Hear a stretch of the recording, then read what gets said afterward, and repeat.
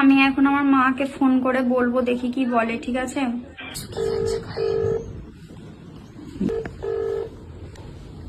ভয় লাগছে।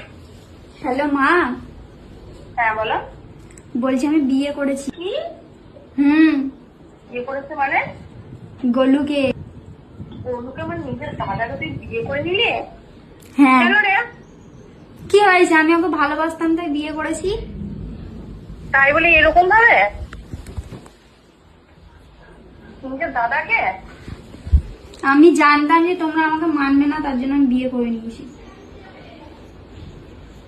আমি তো শুনে খুব আশ্চর্য হয়ে গেছি। তোর বাপি কি বলবে বলতো?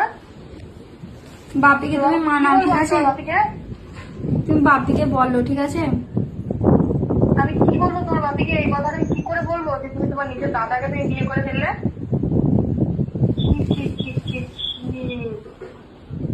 আমরা তো ভালোবাসতাম, তো দাদা হয়েছে তো কি হয়েছে? আচ্ছা তোমার তোমার একটু কেউ একটু তোমার মানে কিছু মনে হলো না যে মা বাবা সবাই কি ভাববে? হ্যাঁ ভালোবাসি, তার জন্যই তো ভয় লাগছিল, তার জন্য বিয়ে করে নিয়েছি।